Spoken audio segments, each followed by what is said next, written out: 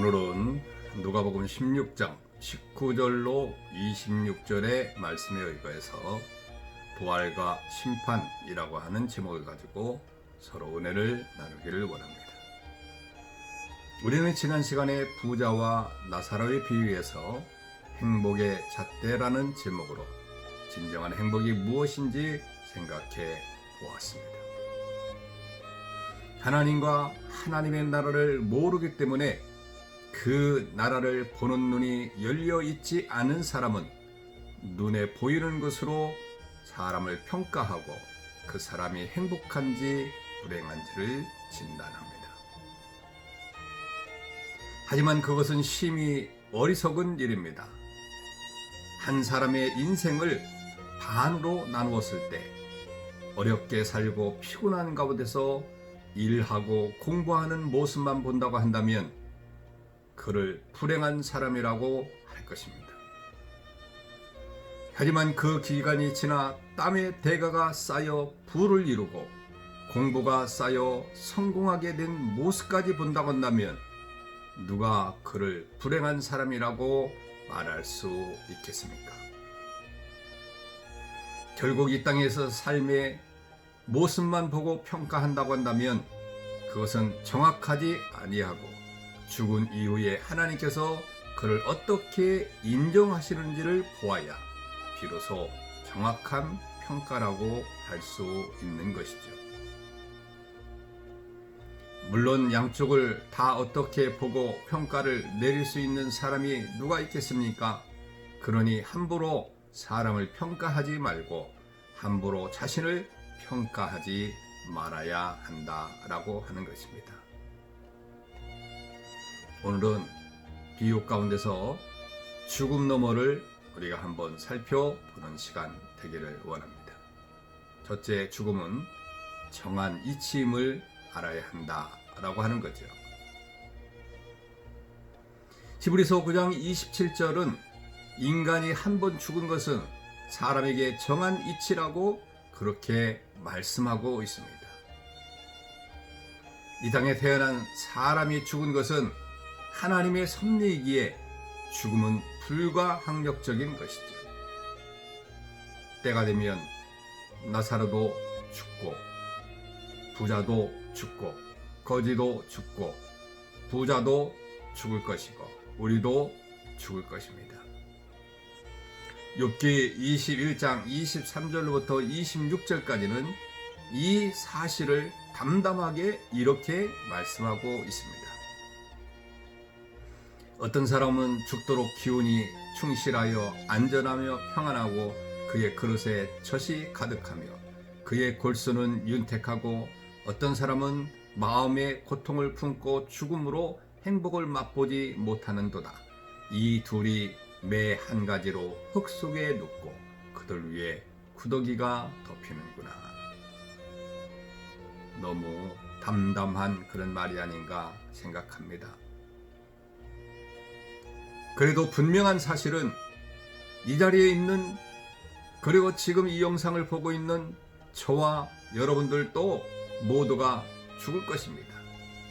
그런데 많은 사람들은 자신이 죽는다는 사실을 좀처럼 인정하지 아니하고 지금처럼 영원히 살 것처럼 그렇게 잊고 산다고 하는 거죠. 마지못해 인정한다 할지라도 그 죽음이 먼 미래에 있는 것처럼 죽은 날을 생각하지 않으려고 하고 있다고 하는 것입니다. 죽음을 도저히 이해할 수 없는 것이지요. 저와 여러분은 지혜롭게 죽음을 생각하시길 바랍니다. 그래야 이 세상을 지혜롭게 살 수 있고 죽음 너머의 세상을 잘 맛볼 수 있는 것이죠. 사람들은 죽은 사람에 대해 많은 신경을 쓰는데 사실 부질없는 일입니다. 나사로가 먼저 죽었지만 그가 장사되었다는 말이 없습니다. 구덩이에 던졌을 수도 있고 들판에 버려져 새들이 먹을 수도 있습니다. 처참한 일이지만 죽은 거지의 시체는 어쩔 수가 없었습니다. 반면 부자도 죽었는데 그는 장사되었습니다. 화려한 장례식이 있을 것이고 애도하는 사람들도 많이 모였을 것이지만 그의 무덤에는 비석이 세워졌기도 했지만 그러나 그것이 무슨 의미가 있겠느냐라고 하는 거죠. 욥기서 21장 32절로 33절의 말씀처럼 죽은 자는 무덤으로 옮겨질 것이고 골짜기의 흙덩이를 달게 여기게 될 것이다 라고 하고 있어요. 장례식과 무덤에 너무 신경 쓸 것이 없습니다. 사실 그것들은 살아있는 사람을 위한 것이지 죽은 자와 아무런 상관이 없습니다. 그러므로 죽음에 대한 바른 지식만을 가지고 살기를 주님의 이름으로 축원합니다. 둘째, 죽음 이후에는 부활과 심판이 있습니다.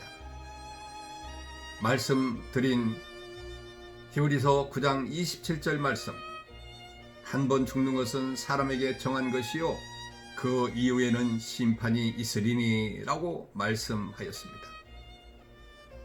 죽는 것으로 끝나는 것이 아니라 그 후에 심판이 있다는 것이죠. 그런데 죽음 위에 있을 심판이 있기 위해서 죽었던 자가 살아나야 합니다. 죽은 자에게 무슨 심판을 하겠고 그 심판이 무슨 의미가 있겠습니까? 죽은 자는 다시 살아나야 행한다로 심판을 받게 되는데 이에 대해서 예수님은 요한복음 5장 25절에서 이렇게 말씀하셨습니다. 죽은 자들이 하나님의 아들의 음성을 들을 때가 오나니 그 이때라 듣는 자는 살아나리라. 이어서 28절과 29절에서도 말씀합니다. 이를 귀히 여기지 말라. 무덤 속에 있는 자가 그의 음성을 들을 때가 오나니 선한 일을 행한 자는 생명의 부활로 악한 일을 행한 자는 심판의 부활로 나오리라. 그렇게 말씀했어요. 분명 죽음으로 끝나는 것이 아니라 심판이 있을 것이고 이를 위해 모든 죽은 자가 부활할 것이라고 말씀하고 있는 거지요.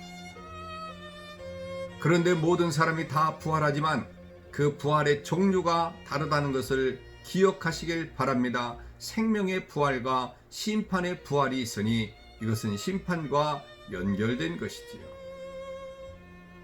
야고보서 2장 13절에서는 그렇게 말합니다. 긍휼을 행하지 아니하는 자에게는 긍휼 없는 심판이 있으리라. 긍휼은 심판을 이기고 자랑하느니라 라고 말씀하셨지요. 긍휼 없는 심판, 긍휼 있는 심판은 심판의 부활과 생명의 부활과 각각 직접 연결되는 것입니다. 우리 모두가 생명의 부활을 하는데 기쁨으로 만나게 될 줄로 믿습니다. 한편 우리는 22절에서 생명의 부활과 긍휼의 심판을 상상할 수 없는 말씀을 듣게 되는데 이에 그 거지가 죽어 천사들에게 받들어 아브라함의 품에 들어가고, 여러분 평생을 거지로 살았지만 죽는 순간 그는 천사들의 호의와 영접을 받는 큰 영예를 누렸습니다. 그리고 나사로는 하나님의 벗이라 칭함을 받는 아브라함의 품에 들어가서 거기서 위로를 받게 될 것이라고 야고보서 2장 23절에서 그렇게 말씀하고 있는 것이죠. 반면 부자는 장엄한 의식으로 무덤에 들어갔습니다. 많은 사람들의 눈물과 함께 무덤에 들어갔습니다. 그런데 곧 음부에 들어가 말할 수 없는 큰 고통을 느끼게 되었다고 말씀하고 있어요. 손가락 끝에 있는 물 한 방울로도 혀가 서늘하게 될 것이라고 하는 생각만큼 음부의 고통은 상상할 수 없는 그런 고통 속에서 살았다라고 하는 것이죠. 여러분, 죽은 후에 부활이 있고 심판이 있습니다. 이 사실을 꼭 기억해서 큰 유익을 얻기를 주님의 이름으로 축원합니다. 오늘 이 아침에 기도할 것은 우리가 믿음으로 이 세상을 살아가는 저와 여러분들 될 수 있도록 해달라고 기도하시고, 그리고 가지고 있는 재물로 많은 사람들을 베풀고 그렇게 삶으로 말미암아 하늘의 상급을 얻으면서 살 수 있도록 해달라고 기도하시고, 코로나19로부터 자유함을 얻는 하루가 되기를 기도하는 저와 여러분들 되시길 주님의 이름으로 축원합니다. 샬롬.